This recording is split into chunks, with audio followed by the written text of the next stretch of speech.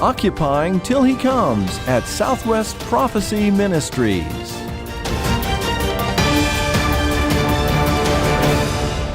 Welcome, friends.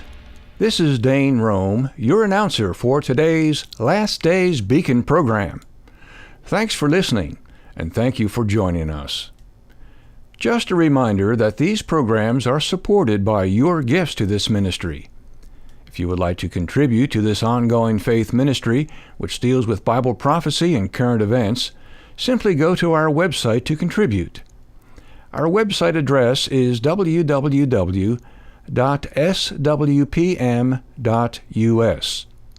You'll find a donate link on the homepage.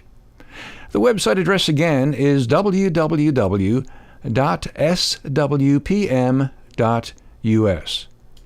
Thank you for your prayers and support for this ongoing faith ministry. Well, on today's program, Dr. Schnitker continues his discussion with Lieutenant Colonel Bob McGinnis, who has just written a new book entitled The Deeper State. This book discloses for the first time topics like behind-the-scenes super elites who promote a false panacea through promises of globalization, how globalists are taking over the world's power centers, the instruments of global power and the secret hands of the globe's evil puppet masters, the spiritual aspects of an invisible war and its Achilles heel. Well, I'll give you more information at the end of the program about how you can obtain this fascinating book. But for now, let's listen in as Dave Schnitker continues his dialogue with Lieutenant Colonel Bob McGinnis. Thank you, Dane. It is a real pleasure to have back with us today via Skype Lieutenant Colonel Bob McGinnis. Colonel McGinnis is the author of a timely new book entitled The Deeper State, subtitled Inside the War on Trump by Corrupt Elites, Secret Societies, and the Builders of an Imminent Final Empire. I had the privilege of hearing Colonel McGinnis at the Blessed Hope Prophecy Forum in October, and I immediately knew that I had to do what I could to have Bob on the program. I have never heard a military officer and a government worker with such a comprehensive understanding of the deeper state like Bob has, and that's an important distinction. We're not just talking about the deep state, which many have become familiar with that term in recent months, but we're talking about the deeper state. And that has a special significance for us as Christians who understand something about spiritual warfare. Now, he has put this understanding of these issues in a book that I think is perhaps even more relevant than the day it was published just a few months ago. So, Bob, welcome back to the program today. Well, thanks for having me. Well, last week we did our best to introduce the book. Today we're going to actually get into some of the content. And as I mentioned last week, in section 1, you have a chapter on globalism, the lexicon of globalism. So let's begin at the beginning. How do you define this term, globalism? Well, the big picture is, as most Americans think globally about, say, communications. Not so many years ago, we couldn't cut on a broadcast that was coming live from anywhere in the world. Today we can. We have social media, and we can converse with someone on the other side of the world. It's instant communication. And then, of course, we have free trade. I can buy sushi in, my local, mall, and years ago it wasn't available. Or I can buy food from all over the world. I pick up something and I look where it's made. Most of the time it's in China, unfortunately, but it's a global trading market out there. And then, of course, you have corporate expansion. You have multinational corporations that reach across this world. And so when you look at how most people think of globalism, it's as those three have outlined, but it's really more than that. It's a radical ideology. It's almost, I would argue, a humanist religion of sorts. They don't believe in sovereignty, borders, They believe in global governance, and that's why they just love the United Nations. I would say they're feudalistic. In other words, they like to tell you and me where to work, what to eat, where to live. They would dictate everything because, after all, the globalists see, like the father of progressivism all the way back to Friedrich Hegel and the German philosopher in the 19th century, and many of those all the way up to Barack Obama, they know better than we do, and they would dictate to us how to live and how things should function in government.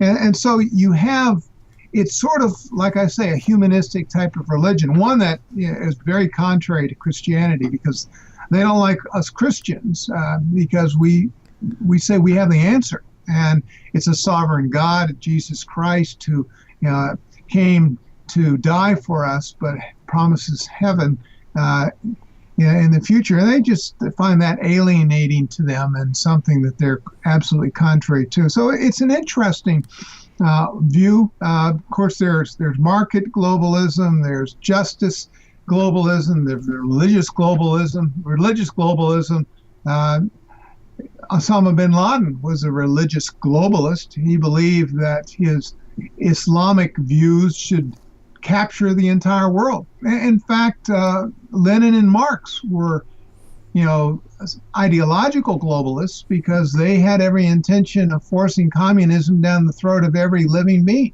And so globalism and progressivism, which I really see as one, at least they emerge as one, is alive and well today in the world and having an impact in ways that we never envisioned that it would.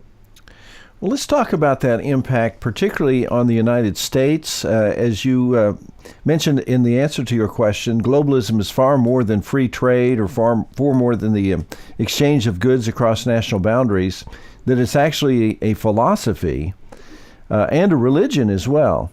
So could you just share with us briefly what you see as the impact of this philosophy of globalism on the United States? Well, we've all heard of the New World Order, and that's, of course, capitalism versus communism, which I would say is what we've been fighting since the Cold War and even today. So that's part of this. Population reduction, the globalists, don't want to overpopulate this thing called the Earth. You've got people like Ted Turner, big globalist, who owns CNN, argues that we really only have a planet big enough for about 350 million of us, and given that we're pushing on 8 billion, is why many globalists believe in eugenics, abortion. In other words, trying to control the population through other than abstinence in terms of reproduction. They also believe in modifying our Constitution and not in the sovereignty of nations and the removal of boundaries, and that anybody that wants to work wherever they happen to be in the world has that absolute right. They believe in collectivism, socialism, that private property is not a big thing for globalists. They believe that community property is what we ought to aspire to. And so, their planned society, their scientific elite dictatorship, this is all part and parcel to the globalist agenda, which I find very frightening, but it is very much tied to what we've seen in the progressive movement politically in this country. And you see very much in the European Union and elsewhere in the world. It's something that we need to be concerned about, something that is, really turning the world, I would argue, upside down. Bob, my observation is that the formulation and advancement of globalist objectives tend to happen in the dark, in secretive, and your book talks about some of the secret societies that the globalists have formed to advance their agenda. Could you tell us about some of these globalist secret societies? You know, there are a number of them. I profile 6, as I recall. The Bilderberger Group, formed in the early 50s in the Netherlands, brings together secretly leaders of the world, the wealthiest people of the world, the most influential people of the world, and they get into these closed, secret meetings, and they talk about the issues facing the world, and they try to coalesce around direction and decisions. They argue they aren't making policy, but the evidence coming out of these so-called secret meetings is quite the contrary. The Bilderberger meeting in 2016, which was off the coast of Georgia, featured a theme, and that was how to defeat Trump. And you had at these meetings some of the wealthiest people in the United States, certainly the Speaker of the House and the Majority Leader in the U.S. Senate. So you had political, deep-pocketed corporate leaders and the like. It was this organization back in 1991, I believe it was, in Baden-Baden, Germany, that brought over a young governor from the state of Arkansas by the name of Bill Clinton. And they basically recruited him and seeded him with ideas such as NAFTA and others. And they said, you go out and you promote these ideas, and we're going to give you media and money, and you'll get elected president. He was and did. You've seen groups like certainly the Trilateral Commission, put together by David Rockefeller, very interesting organization that is supposed to brought together the Europeans, the Japanese, and the U.S. They've influenced, of course, the likes of Jimmy Carter, and they filled his cabinet with trilateralists that had a very adverse effect, I would argue, on the economy. If you remember the inflation and the economic distress and the terrible foreign policy under Brzezinski, which was one of the primary leaders there. And then, of course, you have groups like the Council for Foreign Relations. That traces its roots back to the time of Woodrow Wilson and the First World War. At the end of that war, Wilson took a bunch of smart people over to Paris, and they negotiated with our allies a peace. But at that point, working with some Brits, and then eventually coming back to New York, they put together these people that, the elite of the foreign policy world that would kind of direct what future governments would do. And in fact, every single government since that time has had a disproportionate number of Council of Foreign Relations people in there. And they tend to be very progressive. They don't believe in national borders for the most part. They believe in globalism. They believe that they know better than the rest of us about how to run international relations, much less domestic relations. So you've got these, and others that I've analyzed in the deeper state that have a disproportionate influence over our government, our way of life, and every aspect of what you and I experience in public life. Here's my question, Bob. If globalism and its objectives are so virtuous, why do they operate in the dark? Well, because certainly some of the decisions that they make, or they deny their decisions, but the people they influence, they don't want them to know what the real objectives are. The real objectives typically are enriching certain individuals or groups, giving them vast powers over the common world. And of course, they do some things that are rather nefarious as well. I recall, the Bohemian Grove there in Northern California. And WikiLeaks has always been very helpful in exposing certain things. Interestingly, Colin Powell, who I happen to know, used to be my boss in the military, was out there as one of the elite in the Bohemian Grove. And it's a 3-week camp out for the rich and famous, and it's in the grove. There are these giant redwoods. So they go out there and they listen to one another, they exchange ideas, and they make plans. Powell's emails in 2016 apparently were picked up by WikiLeaks and shared, publicly. And he said, look, it was a great time. They did some weird things, which is true, but they were talking about contemporary political issues by contemporary political leaders. That in itself, arguably, if you look at American law, you don't make political decisions and policy decisions, especially foreign policy decisions, with the leaders of other nations without doing it so publicly. And so they were violating the law, as far as I was concerned, based upon their own statements, what Powell said and what others have said over the years. So they do these things in secret, and then they come to Washington and pretend that everything's on the up and up, but it's really not. Let me just highlight a statement that you made earlier in our discussion. You mentioned that at the 2016 Bilderberg meeting, I believe it was at Jekyll Island off the coast of Georgia, that the theme was how to defeat Donald Trump, and you mentioned that the Speaker of the House and the Senate Majority Leader were present at that meeting. Now, aren't those individuals both Republicans? Oh, yes. Well, not obviously. There was a never Trump crowd, and if you watch the public media leading up to the election, the relationship between McConnell with Trump was not all that good, and the same thing with the Speaker.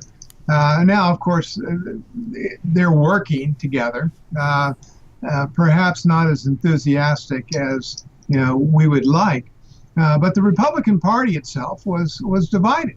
A lot of rich Republican donors were divided, didn't support Mr. Trump. He, after all, was one of 17 that sought the nomination. Now, fortunately, we've seen some coming together since the election, but there's still some resistance within the party.